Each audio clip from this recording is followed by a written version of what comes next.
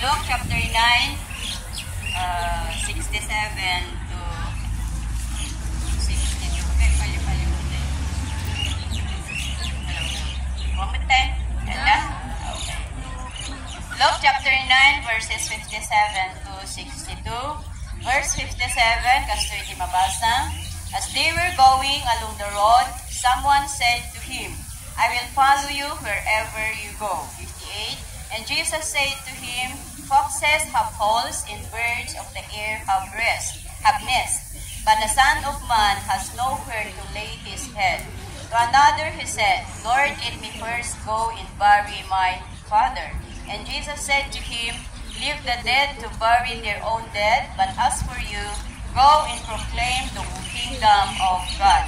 Yet another said, I will follow you, Lord, but let me first say farewell to those at my home.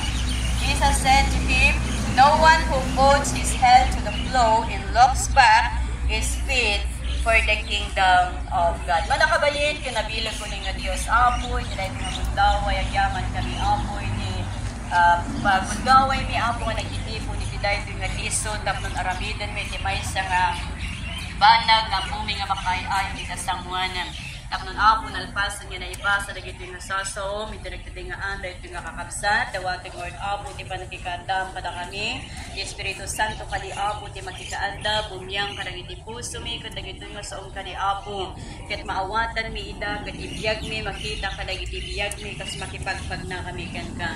Agyaman kami apo, ilingad na iti cross ni Kristo apo Jesus, tapos di saong ka di apo Diyos, nga rumwar itimiwat ko, pudpudpudlo, nga nagapukay ka man nakabalik nga Diyos. Sagyaman kami apo, di kinaimbag mo, saan nga agpatinggang, ikinamanagayat mo, saan nga agpatinggang, kinamatalag mo. Ngam apo, di ayat mo, kung agnanayon man nakabalik nga Diyos. Sagyaman kami, italog ko Lord apo, tunggal may sa ka na kami, in Jesus' mighty name. Amen. Tapos ni Paulo, di pakisalitaan ka na kayo na pauluan. God's invitation. God's invitation. Amo tayo nga, literally, iti nga biyag, iti biyag tayo, nagtuduman, nagiti klase, iti invitation, di ngamin. At daka nagiti ko na tayo nga wedding invitation, at daka nagiti ko na tayo nga birthday invitation, at daka nagiti ko na tayo nga Christmas invitation. Iti sa bali nga bangir, iti na Christianuan nga kasasaan tayo, at dadamot nagiti invitation, iti na Christianuan nga activities. Adi makuntuna nga circular, kas kung may fellowships, seminars, conventions, conferences, unay pa iti Thanksgiving, ken prayer meeting. Kadamagan ka na kayo kakabsat, manipod ka nag-ichay nga imbitasyon, ano sa palagay nyo ang pinakamabinta? Birthday. Wedding. Iti biyang tayo nga tao sa totoo lang, whether we accept it or not, no iti na Christian one nga gatherings, ti maiyawis. Di ba rumor dagiti nagado nga rason ti tao? Di ngamin. Rumor dagiti nagado nga rason tayo. Magpas ka, porque awan ti kwarta, porque appointment ko, porque busy nya. Ngam no ti pinanganan. Ngam no ti panganan, pinabonggahan. Awan ti ado nga rason. Inawis na kan, ito yung makibuda, ay katuwan Diba kung na tayo makasdyan? Ito yung pagki-birthday, katuwan agala tayo pa iti. Sulupin. Agala tayo pa iti. Silupin, kakapsan. Kasta, di invitasyon dito yung lubong, kakapsan. Ngamin na Christian one, nga biyag tayo, at damot ti invitasyon ni Apo Diyos kada tayo. Amen? Agsipot so dahil iti kayat ni Apo, nga maranasan iti tunggal may sa kada tayo. Ti kayat ni Apo Diyos, ket agnaet tayo ken kuana. Ti kayat ni Apo Diyos, maadaan tayo tinadagket nga relasyon ken kuana. Ti kayat ni Apo Diyos, agtalinaet tayo iti lukong ti dakulap na madaydayaw iti Apo. Ket adu dagiti benepisyo kakabsat, no agtalinaet ti relasyon tayo ken ni Apo Diyos. May sa nga benepisyo isa daytoy biag nga agnanayon. Kung na daytoy nga benepisyo, kung nagunudan tayo daytoy biyag nga agnanayon, iso daytoy nga minti kayat ni Apo Diyos nga tunggal may sa kada tayo, kung maadan tayo iti biyag nga agnanayon, di ngamin. Iso nga ron nga isakripisyo na iti biyag na nga nailan sa ijay krus, ta saan na nga kayat nga dauray may sakat madusa, di ba? Saan na nga kayat nga dauray may sa kada tayo, kung agturong iti pakadadailan. Iso nga intid na tibiyag na nga nailan sa ijay krus, nga naitanang tapnon iti kasta kat maadaan tayo iti biyag nga agnanayon. Iso dahil na ti may nga benepisyo tayo no agdalinaed na ti pamati tayo kini Apo Dios, agdalinaed na ti relasyon tayo kini Apo Dios, agdalinaed na ti panagtaan tayo iti lupong ti dakulag ti Apo. Agsipod tayo iso daytoy ti pagayatan ni Apo Dios. Now mula sa passage natin, God offers 3 invitation. At dati talo nga imbitasyon nga makita tayo manipod iti passage nga binasa tayo. Umuna ko na ditoy to receive Jesus and become a child of God. Ti panangawat kini Kristo tapnon iti kasta ket maandaan tayo ti kalimpigan nga agbalin nga anak iti Diyos. Ito ang unang hakbang at unang imbitasyon na iginagawad ng Panginoon sa bawat isa sa atin. In John chapter 1 verse 12 kunana, but to all who did receive Him, who believe in His name, He gave the right to become children of God. So kaya't nga asawan, nga kapag tinanggap natin si Jesus as our Lord and Savior, may kantayo iti kalintigan nga agbalin nga anak na. No inawat tayo isunag, balin nga manlubot kin mangisalakan tayo, pinati tayo isuna, maikan tayo ti kalintigan nga agbalin nga anak ni Dios. Kan iso daytoy iti maysa nga dakkel nga pribilehiyo kada tayo, tapnon maibilang tayo iti pamilya ti Apo. Amen? May bilang tayo nga pamilya ni Apo Dios. Kat maadaan tayo pa iti karpengan, ulit iti kapunan, nga maging anak ng Dios. May kanto iti kalintigan, iti right nga agbalin nga anak ni Apo Dios. Kat daytoy nga invitasyon kakabsat, mangipagpakita nga saan tayo nga mabalin, nga isalakan, tibukod tayo nga biyag. Daytoy nga invitasyon kat mangipagpakita nga saan tayo nga mabalin, nga isalakan, tibukod tayo nga biyag. Daytoy nga invitasyon, ipagpakita na nga nilaan Apo Jesus, tidalan, tipudnok, iti biyag, tapnon iti kasta, kat maadaan tayo iti panakaye, salakan, nilaang Apo Jesus tidalan kakabsat. Saan nga ni pastor? Saan nga jay leader? Saan nga jay unuan yaman nidangam nilaang Apo Jesus isu tidalan, may nga dalan nga pakaisalakanan madadayaw iti Apo. So to receive Jesus and to believe in Him is an open invitation to of God to every people mula noon hanggang ngayon. Amen?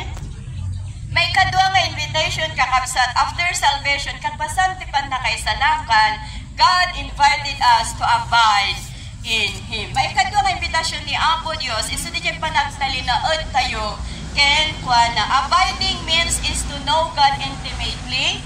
Hinahangad natin na higit pa natin siyang makilala, hinahangad natin na lalo tayong lalapit sa Kanya at manatili sa Kanyang piling.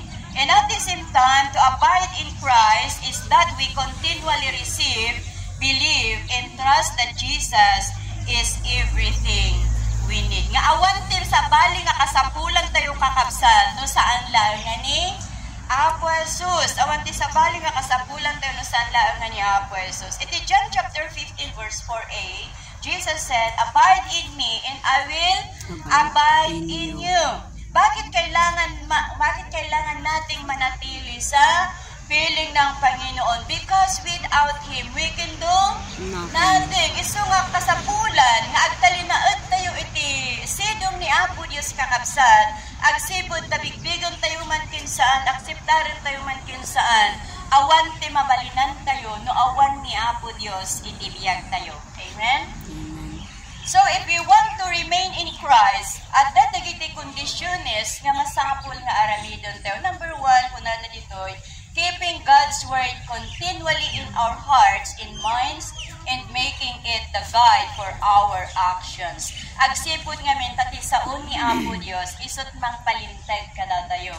Tisaon ti Apo Dios, isut mang transform kada tayo. Tisaon ni Apo Dios, isut mang idalan, tapnon mapasayaan tagiti aramid tayo. Maintaining the habit of constant intimate communion with Christ in order to draw strength from Him. Nga babaen iti panagkararag kakabsat, panatilihan tayo kumawon, agtalinad tayo nga makifel-fellowship kini Apo Dios babaen iti kararag. Obeying His commands, remaining in His love, in loving each others. So dahil iti kanahan nga ipalpalagip ti Apo kada tayo nga addaw kuma iti panagtulnog tayo, agtalinag kuma iti ayat kadag iti puso tayo. So nga makita tayo nga oran o dadag iti napasaktan tayo, di ba? Kung agari lang tadi dyan, yung mas nangingibabaw ang ating pagmamahal. Keeping our lives clean through the word, resisting all sin, and yielding to the Spirit's direction. Nga may isang aramidon tayo tapnon no, makapagtaon tayo, makapagtalinaod tayo, isiting ng Kristo, kat isuday, di pa nang resist tayo, kadag iti basol, iti aglawlaw tayo, kat agdulnog tayo, aramidon tayo, noon niya, di pa nang idalan, ti Espiritu Santo, kada tayo madadayaw, iti Apo. So, if a Christian or if we fail to abide in Christ, we will live defeated and suffer loss of reward. Kaya nga sa uwan nga, no failure, dahil panagtalinaod tayo kini Apo Jesus. No awante panagtalinaod tayo kini Apo Diyos. Nabubuhay tayong talunan.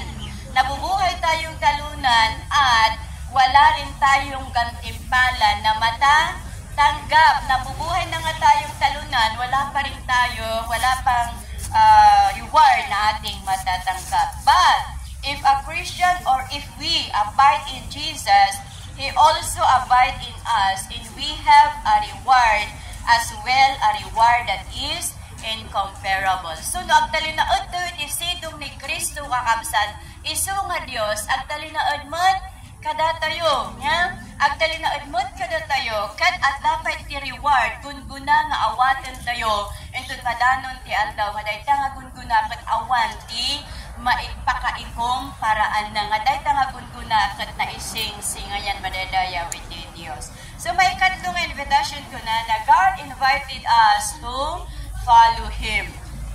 Imbitaran na tayo ni Apo Dios nga sumurot ken kuana. So in order to follow the Lord, we must be familiar in His character, in His plans for us. Sa Mark chapter 8 verse 34, then He called the crowd to Him along with His disciples and said, if anyone would come after me, he must deny himself and take up his cross and follow me. So para karapat dapat tayong sumunod kay Kristo, o kunana dito yung verse na binasa tayo, we must deny ourselves. Anya ba gamin di aramidin tayo? Ano ba ang ibig sabihin nito? Kailangan at dapat nating talikuran ang ating mga makasariling pamamaraan at makasariling nais o kagustuhan. Amen? So, ibig sabihin na yung gusto natin, yung gusto natin o nais natin, hindi na yung nais at gusto natin ang nasusunod, kundi ang kagustuhan na o nais ng Diyos ang dapat nating sundin. That is denying ourselves, kakabsat. Hindi na sa atin ang focus, kundi kay Kristo na ang focus ng buhay natin. Kasi kapag hindi sa Diyos ang focus ng ating mga buhay, hindi tayo makasunod kay Kristo. Another thing is, upang karapat-dapat tayong sumunod kay Kristo is to take up His cross. Anya di kahit na nga sa onda tayo kakabsat, literal ba nga aawit ang 30 cross nga inal daw? Take up His cross, kunana. Ang saan na nga kahit nga sa uwan, nga awit tayo itik cross nga, inal daw. Hantang kahit nga sa uwan, awit 30 cross nga ka na yun. But the cross of Jesus in the Bible symbolizes suffering, persecution, death, shame, rejection, and self-denial. So kapag tayo ay gustong sumunod kay Kristo, we are not exempted sa mga persecutions. Tingamin, saan tayo nga exempted kadagiti ado nga pan nakaidadanas? Anya ba nga klase pa nakaidadanas? Anya pa parparigato na tayo saan? Nagtudo mga klase ti pan nakaidadanas, iti paspadasan tayo kakabsat. At data ka nga, ichismas na ka nga, nikastuitot kas jay, that is persecution. We are not exempted in rejection. Kapag sinasabi natin ang katotohanan, kapag tayo ay nabubuhay sa katotohanan, maraming ayaw sa atin. Tingamin? No, agbibiyag tayo, kati kita pudno, ibagbaga tayo, adun saan nga mga panpansin kanya tayo. Katuray pa, iti pa nang iti flyers kat napadasan tayo ni rejection, di ba? Ang ito tayo iti tracks kat saan da nga awatan. Agawis tayo nga, oh my God, ang magigimong idan daw di Domingo. There is rejection at damot lang di rejection kakabsat. Di ba lagip tayo dyan daw di Domingo nga isot pa nagigimong. At dalata rejection. Ag ito'y nga rejection kakabsat. Kasi isudat di may sa nga pros nga dapat nga ipturan tayo. Dapat nga ipturan tayo kabayatan. Nga agbibiyag tayo. Kat mapagbaligyan tayo kuma. Babaan, iti panagtalina. At tayo kini Kristo. Babaan, iti daya desire tayo. Nga mangsurot kini Kristo. Aging ga, iti panungpalan. Nga ti invitasyon ni Kristo kakabsat. Imbitaran na tayo ti Apo. Awan ko man ti adunga. Rason. Dagiti characters diti binasa ti passage tayo. At dapat ti rason nga ipunpunto pa ti minatay ko. Apa na pala at pangala iti pamilya. Amo yung iniinayaban ni Apo Jesus da Peter, ti John, ti Andrew. Diba? Awan na ti punada nga kami pa agpakati ti balay mi. Awan ti narami lang nakasjay. Nga piti puna ni Apo Diyos kat Peter follow, ay Simon follow me. Simurot nga dagos ni Simon. Simurot maglaang ni Juan. Simurot maglaang ni Andres kakabsat. Isukat imbitasyon ni Apo Diyos kada tayo nga sumurot kan Juana. Awan kumantirong suwa nga adu nga rason ng ora mismo. Numangag ng invitation ni Apo Diyos. Agtulnog tayo kat sumurot tayo ken Juana. Amen? So ngayon nga kakabsat ko na tayo tatay nga from the very beginning, God invited us. Katiima na at nga si Tatanggaya is widely open, inviting us to be His own child, to abide in Him, and to follow Him. At ang invitation na ito ay bukas para sa lahat. Awan ti pilpil yun, dahil ito yung invitation, pero para sa lahat ng tao. Ano man ang estado o kalagayan natin sa buhay, we are all invited by God. Our time is precious. Saan tayo nga itantantan pa ti ayat ti Apo kakabsat at adi kunan nga ti ayat ni Apo Jesus ti agsarday. Ti agsarday ni Jesus nga umauawag kakabsat. Isu nga saan tayo nga agtaktakpay. Agpartas tayo nga mapanken kuana. Bilakot tamaladaw tayo. Kat masuraan tirwangan. Awanton ti gundaway tayo nga sumrag manaydayaw iti Apo. Isu nga dahil nga sa ti Apo palagip kuma iti tunggal may sa kada tayo. Nga ipangag tayo kuma. Denggan tayo kuma ti ayag ni Apo Dios. Agtulnog tayo kuma iti invitasyon ni Apo Dios. Kada tayo agsipot asan tayo nga maisalakan ti bukod tayo nga bagi. Nilag Apo Jesus ti makaisalakan. Isu nga sumurot tayo ken kuana kabayatan nga dapat lang ti bundaway tayo malaydayaw iti Dios. Ada ti pastor nga nagkuna minsan nga unanan apay kanu pala nga san pala nga umay ni Apo Jesus. Agsipod da ikan na tayo pala ni chances. Ikan na tayo pala ti bundaway nga ayusan da jempyag tayo iti sangwanan na. Isu nga san tayo nga taktakpay denggan tayo kat papalubudan tayo, akseptaran tayo iti invitation ni Apo Jesus. Iti biyag tayo amin malaydayaw iti Apo. Dahil sa ni Apo Diyos iti na iti nga daw kat manginanamang duwang pay basin kat anda nga at ako mga naawatan tayo na ipapuso tayo. Pati sa dahil ito tilaglagipon tayo nga agpapan ka na gito yung aldaw. Umawawag ni Apo Jesus na nipo didi agpapan ka na gito yung aldaw. San pay lang nga nagsardeng nga umawag ni Apo Jesus. Kada tayo madaydayaw iti Apo Jesus nga tulnog tayo kadang iti banag nga pagayaban pangaramatan ni Apo Dios iti biyag tayo madaydayaw iti Dios. Dawatang kawan ka tumakder tayo. Amen.